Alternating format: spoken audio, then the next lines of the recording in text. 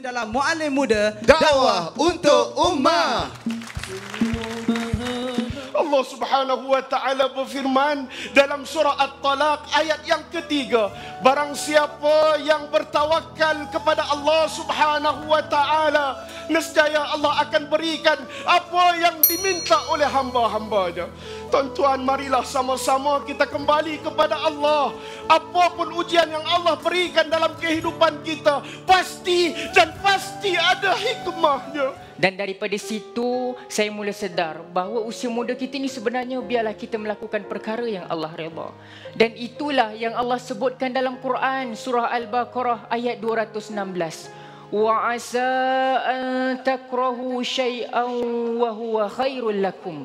Mungkin satu perkara kamu tak suka, tapi sebenarnya ia baik bagi kamu.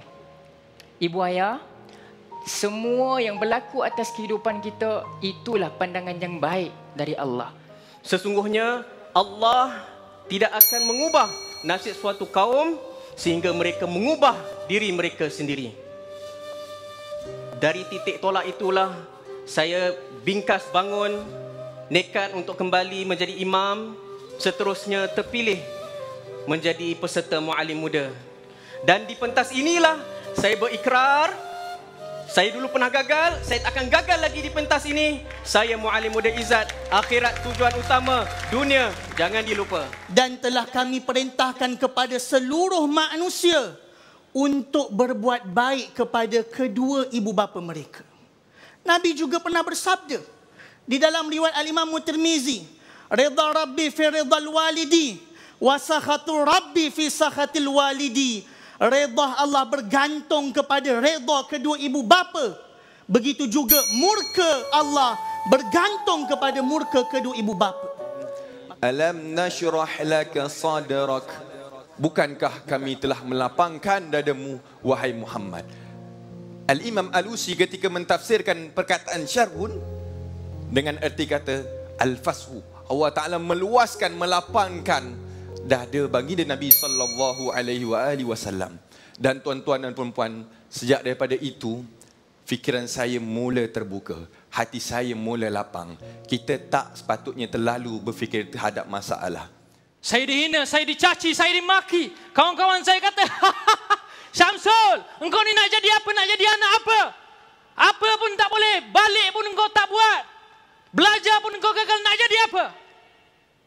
Setelah itu saya tanya Tuhan, di mana Tuhan ketika itu? Di mana Tuhan ketika itu? Maka Tuhan menempelak memeluk saya dengan satu ayat. Surah Asy-Syu'ara ayat ke-62. Tuhan ada untuk saya. Tuhan sentiasa beri petunjuk kepada saya.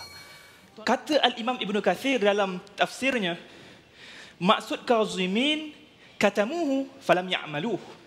Dia menggenggam kemarahannya lalu dia tidak melampiaskannya. Maka saya berdiri di sini mengumpul kekuatan yang sebenar menurut Al-Quran. Dan sehingga satu hari nanti orang-orang yang mencerca saya dahulu boleh mengatakan saat inilah yang akan memenangi Muallim Muda 2025. Wajah ibu dan ayah nak buktikan kesyukuran kepada Allah, kelahiran cahaya mata mereka, mereka laksanakan ibadah akikah. Dan sambil-sambil saya bersihkan kandang ni, betul juga baru saya perasan saya jadi asbab untuk orang dapat laksanakan ibadah korban pada setiap tahun. Terlintas hadis sabdaan Nabi SAW, hadis riwayat Bukhari dan Muslim. Yassiru wala tu'assiru wa basyiru wala tunaffiru. Permudahkanlah, jangan kamu persulitkan. Jangan cakap macam ni, bang. Tak apa, tak apa. Kita susah senang sama-sama kan? Saya tak komplain apa pun, bang. Terima kasih yang, terima kasih sebab faham abang. Tuan-tuan, ini bukan lakonan. Inilah peristiwa yang benar-benar berlaku kepada saya 5 tahun yang lalu. Sejak hari itu saya sedar bertahan bersama lebih baik, tuan-tuan, daripada saya cuba lari seorang diri. Ya, saya mengambil keputusan untuk terus bertahan, untuk terus berjuang, dan akhirnya hari ini apa yang ada? Semuanya dengan kekuatan isteri saya.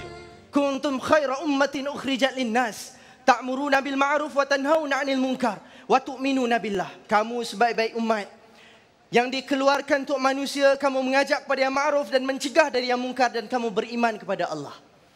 Namun hakikatnya yang paling berhajat kepada dakwah ini adalah diri saya. Mudah-mudahan apa yang saya sampaikan ini membina kepribadian saya, menjadikan akhlak saya ini baik dan sempurna mudah-mudahan, dan saya tetap teguh berdiri di atas jalan ini.